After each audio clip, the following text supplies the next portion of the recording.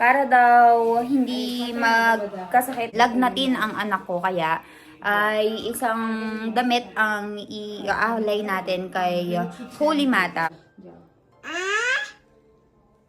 Guys, so ayan, nakikita nyo ba yung malaking sunog doon sa may likuran ko? Yun yung tinatawag nilang holy. Ikam correct.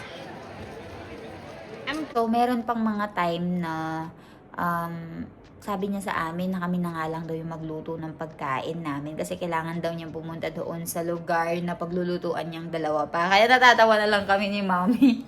Kasi na parang turing niya sa amin ay pamilya na.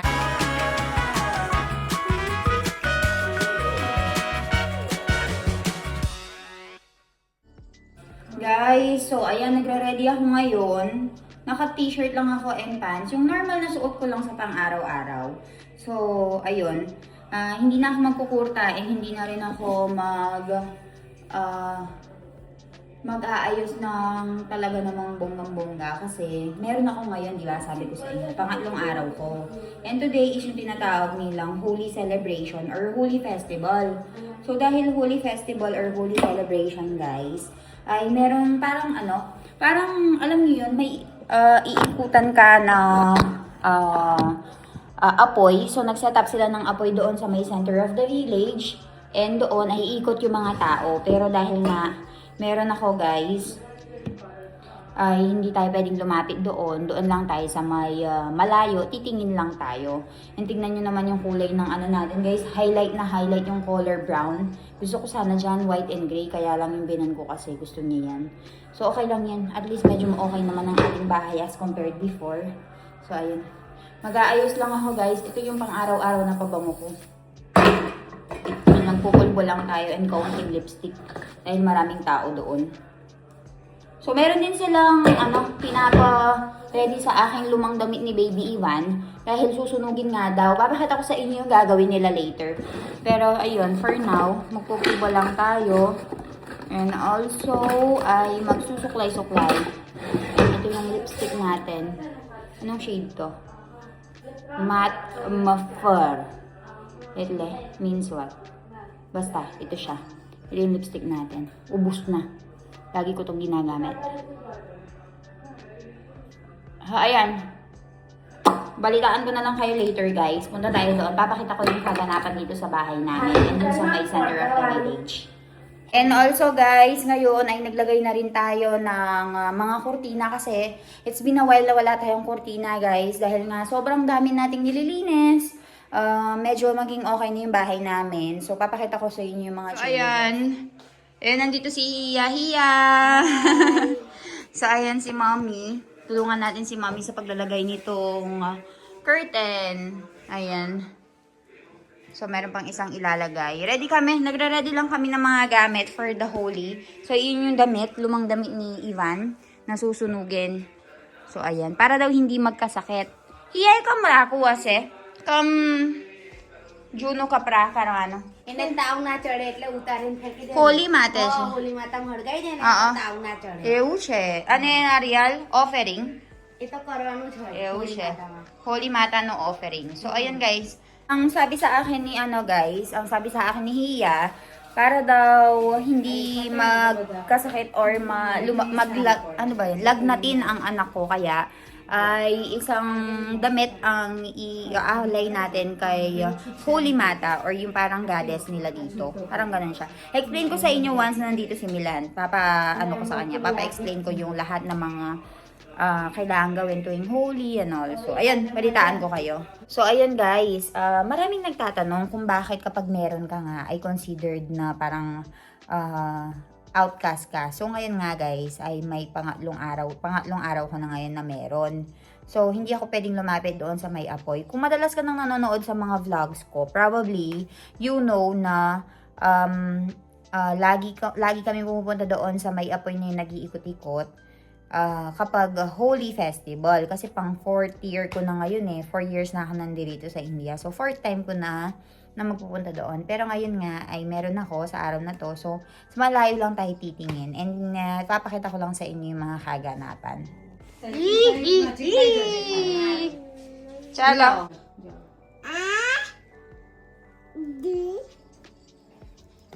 7 times na pinaikot ng binan ko yung damit ni Baby Ivan kasi para nga daw hindi siya magkasakit. So, tara, punta tayo doon sa may center of the village kasi meron ng apoy doon and lagay natin yung Nariel at saka yung damit. Samahan nyo kami. Tsala. So, ayan guys, samahan nyo kami. Punta tayo doon sa may center of the village. Ngayon na yung ginasabi nilang holy.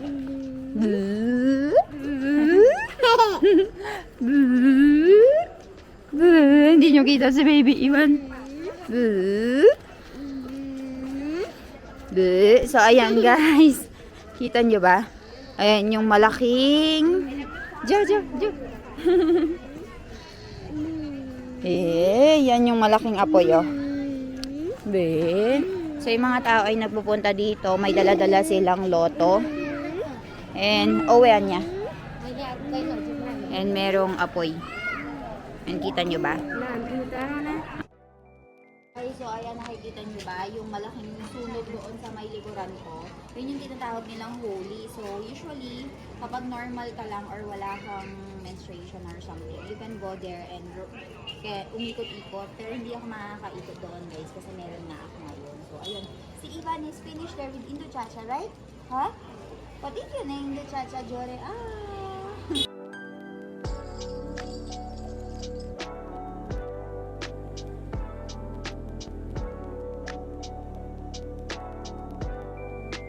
Hi! So, ayan o, pati yung mga bata dito ay nagpupunta. Meron silang daladalang loto, guys. And tignan nyo naman, oh. Yan yung apoy. Umiikot-ikot sila dyan.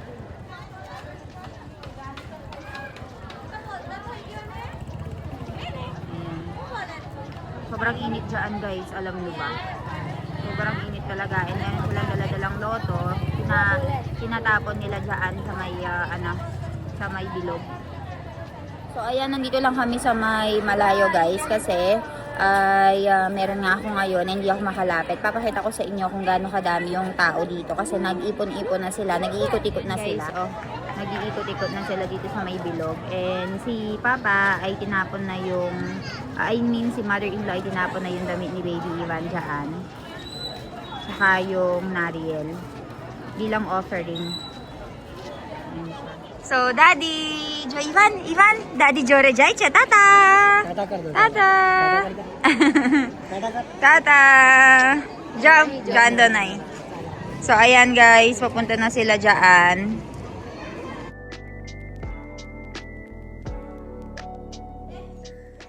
Jo, ay ko monkey. Monkey क्या को दे Ivan Ala, monkey ay ko. Monkey क्या को दे? Monkey क्या को दे? Monkey क्या को दे बताए? Monkey क्या को दे बताए? बताए तो कर. Guys, good morning. So, ayan, nagluluto tayo ngayon ng pagkain natin for today. And for our food for today, meron tayo ditong patatas na may kasamang cauliflower. So, ayan. So, kagabi guys, nagpunta kami doon sa may center of the village, di ba? So, nag-ikot-ikot yung mga tao doon. And tomorrow is what they call dureti. Or yung parang magkukulayan yung mga tao. Yung mga, ang ingay nung namin, rice cooker. Yung mga nagkukulayan yung mga tao, naghahabulan. Yun yung tinatawag nilang holy dureti. So, ngayon is Kali Divas or kung tawagin nila ay day in between the holiday. So, parang ganun siya. And bawal maglabas-labas ngayon after around afternoon, sa bahay lang dapat. Parang meron silang ganun paniniwala kasi parang red moon daw, so malas, ganun. Ewan ko lang, no? Pero ganun yung paniniwala nila. And sa bahay lang daw kami. So, ayun. Nagluluto lang ako ng food for today. And also today ay mag-i-install na sila ng CCTV doon sa may villa ko sa Pilipinas. Kaya ay napaka-busy ko na rin po. Nakapag-install na rin ng mga aircon doon sa villa. After nito, I think makikipag-contact ako doon sa supplier ko ng signage. And also, malapit na po ang opening. Actually, naghahanap na kami ng ticket ni Milan. Kaya lang, pinagpapaalam pa ni Milan yung bakasyon niya. Kasi guys, every 6 months umuwi kami ng Pinas guys. And buti na lang wala ka siya doon sa din niya. So, dahil malakas siya sa din, nakakapagpaalam siya. Pero I don't know if ngayon ay mapagbibigyan siya. Kasi na-warningan na yata. Lagi kasi siyang nagbabakasyon sa Pilipinas, guys. Laging isa-isang buwan, lagpas isang buwan, gano'n. So, I think, tingnan natin kung makapagpaalam muna si Milan, guys. So, ayun. Magluto lang muna ako ng pagkain and babalitaan ko kayo.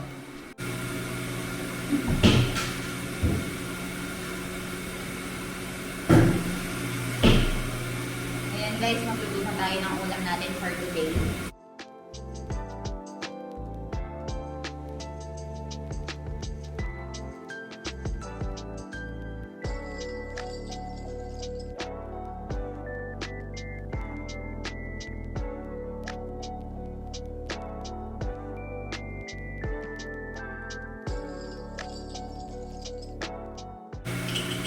May mga nagtatanong sa akin dito sa guys, sa village namin.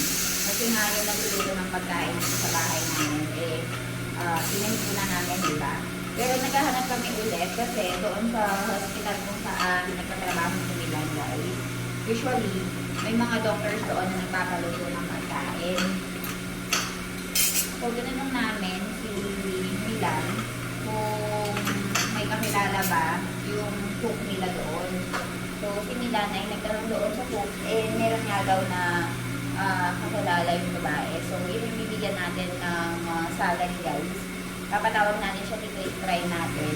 Kasi, ako kaya ko pa naman, guys. Pero, ang iniisip ko, nasa-sacrifice kasi yung pagtatrabaho ko. Kasi, guys, syempre gumagawa ko ng mga videos. Yung villa under construction, yung resort, ay ongoing.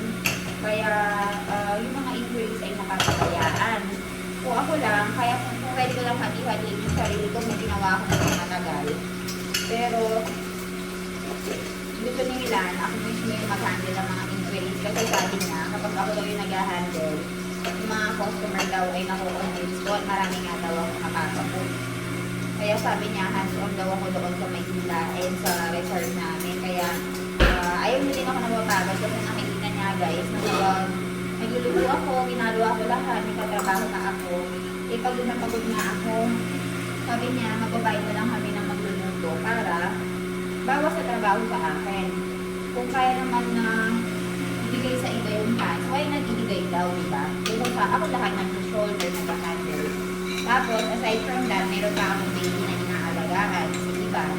Kaya, sabi niya sa akin, huwag ko daw masyado i-push yung sarili ko. Kasi baka maubos daw ako. Sabi niya. Sweet, diba? Ganyan. Luluto lang ako ng pagkain ng pabalitaan ko. Ba't ba medyo? Oo, ba't ito? Nanin siya. Horizon light, di ba? Oo, kain pa ta kawas eh.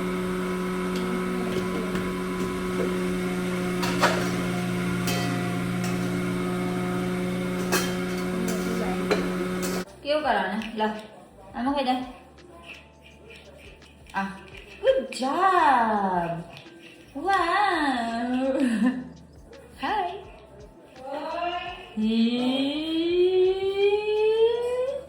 Batay. Tara toy batay. Apu? Apu? Apu? Ewan po siya. Apu? Karana. Le.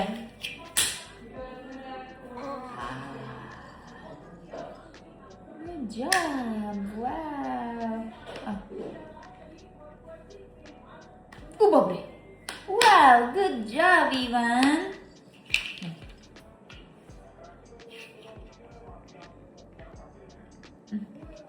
Wow, good job. Very good, Ivan.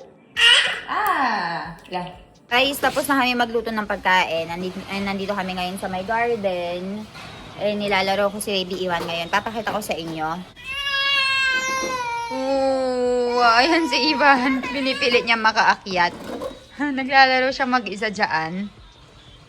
Habang binabantayan ko. May stick pang hawak, ha?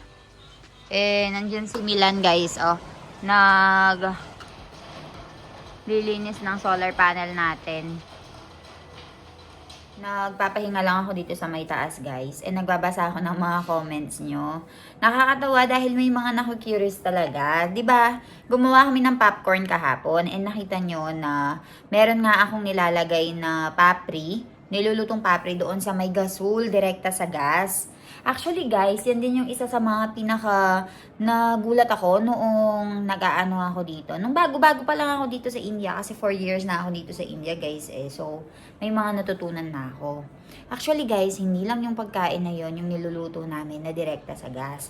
Yung everyday na pagkain namin na rotli ay direkta talaga yung gas doon sa pagkain kasi kailangan palubuhin. And base naman sa taste, wala namang lasang gasol kapag niluluto doon direkta. Hindi naman siya naglalasa. I think kung sa atin sa Pilipinas, guys, mahilig tayo sa mga sabaw-sabaw. Dito sa India, ang napansin ko, especially sa Gujarat, mahilig sila sa prito-prito. Yung mga pagkain, walang sabaw-sabaw. Siguro kung may sabaw man, gravy, ganun.